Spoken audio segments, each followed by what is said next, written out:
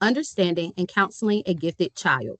Characters: Alex, gifted child, year 7, grade 7, counselor, parent, teacher, narrator, peer buddy, learning support coordinator. Support student by making sure all needs are met. Setting: we are having a virtual meeting for 20 minutes. And scene. We're beginning a short counseling session focused on understanding Alex, who learns quickly and sometimes feels things very strongly. I will pause sometimes to explain feelings or to point out helpful steps. This is a practice session to learn how to share, listen, and make small plans. It is okay to feel nervous. Hello, hello, Alex. Thank you for coming today. This is a short meeting, about 20 minutes, to practice sharing how things feel at school. We will take turns. You can say as much as you want or as little as you want, and you can take a break anytime. Okay. I get nervous sometimes at school. I think a lot and I want things to be right. When something is not right, I feel upset. I don't always know what to do. Alex used two important words: nervous and upset. Those words tell us how Alex feels in certain moments. It is okay to name feelings. Naming feelings helps others know how to help. Thank you for telling us one thing. That was brave. Can you tell us one time when you felt upset at school? Just one example is fine. Um, Yesterday in math, we had to try a new problem. I started to solve it and then I realized I might be wrong. My chest got so tight. I wanted to erase everything. I felt like I'd started over. I needed to start over perfectly. I hit it and I tried to finish it fast, but I felt worse. I think I remember that lesson, Alex. You did finish you did finish quickly and well. And sometimes when you change your paper a lot, I worry that you might be frustrated. I want to help, but I'm not sure what you need in that moment. The teacher shared an observation about classroom behavior and said they want to help but feel unsure. That is helpful information because it points to when support might be needed. Hearing Alex say that makes me feel surprised and a little sad. I thought that because Alex does well on many things, he might be fine all the time. I didn't know about the tight chest. I want to help at home, but I don't know the right words to say. Helps to hear these details. At our school, we had add simple agreed supports in a short document so everyone, teachers, support staff, and parents knows the plan. That way the supports are consistent and private. I can help write a one-page plan if that will be useful. Those are honest feelings, parent. It is common for families to be surprised. Being smart does not mean being free from worry. One small goal for today for us to practice one simple step Alex can use in class when that tight feeling comes. A counselor is setting a clear and smart goal. Small goals are easier to try. Now the group will consider simple, practical steps, things that Alex can actually do in a classroom without needing a long explanation. Alex, would you like to try naming one small thing you could do when you notice that tight feeling? You could squeeze something in your pocket, try a breathing trick, or ask for a short break. I like squeezing a small ball. I also like to think in pictures. Maybe I could draw a tiny square when I feel tired. I could write one word: try. I love those choices. So if Alex draws a tiny square or squeezes a ball, that would tell me that they probably need a moment. I think I can offer a calm spot or say, "Would you like a break?" instead of asking a question that will probably require him to think a little bit more. I like that. I can learn a tiny square signal too. If Alex shows it, I could say, "Do you wish to sit with me for a moment?" Or I could give Alex space, whichever he prefers, which she prefers. The teacher suggests a specific response, which gives Alex a clear choice. Choices help Alex feel in control. It is helpful when adults offer simple, concrete options. A peer who knows the signal can also help make small social supports. But how can I ask about this at home without making Alex feel more worried? A good start is to ask when Alex is relaxed, not right after a hard class. You can say, I noticed you were working hard today. Would you like to tell me one thing that helped or one thing that was hard? Praise, trying rather than praising results. You could also practice a breathe together for 1 minute each day. When we create the one page plan, we can add the home prompt wording signals so everyone uses the same language. That reduces mixed messages between home and school. Wow, I like practice. If we practice breathing at home, maybe I will remember it at school.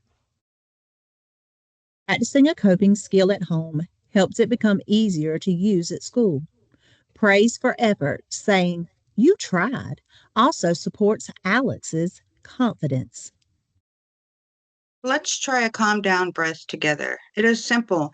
Breathe in for 3, hold for 1, breathe out for 4. Let's do it slowly. That felt a little better.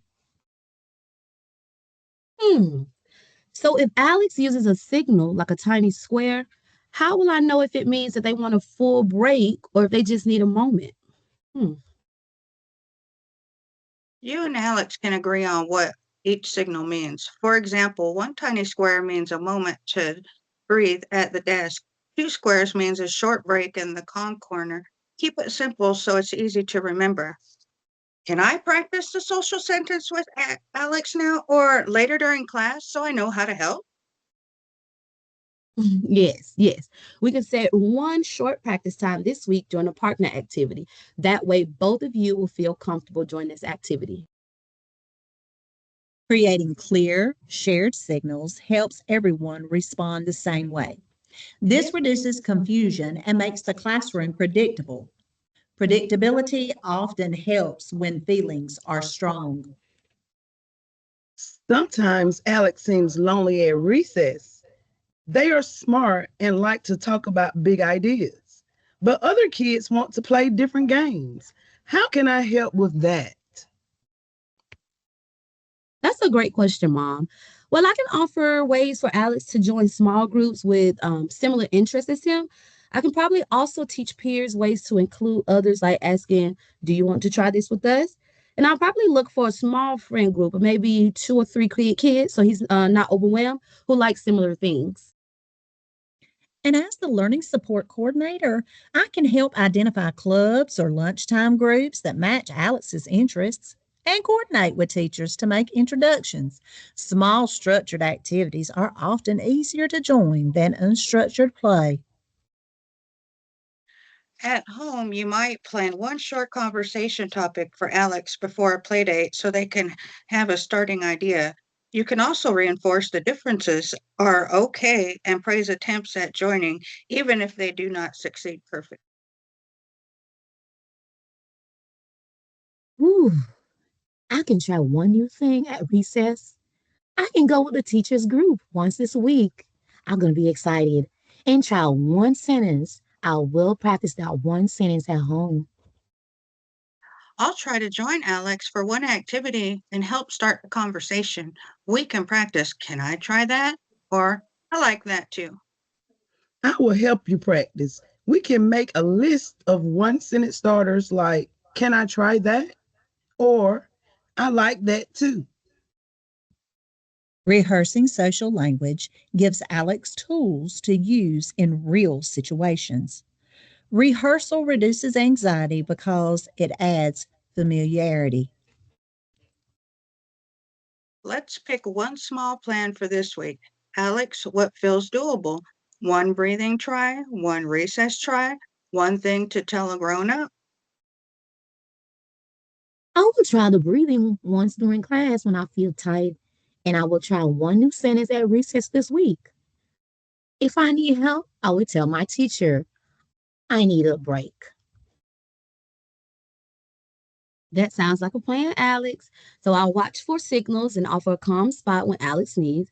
I'll also remind Alex before long tasks, remember your plan, try your breathing if you feel tight.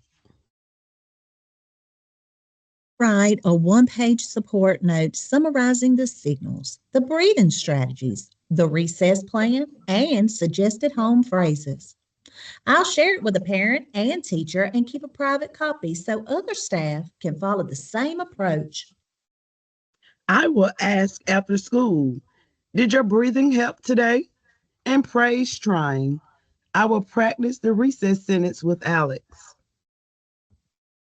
The group chose two small concrete steps, breathing and a social sentence, and identified how each adult will support Alex.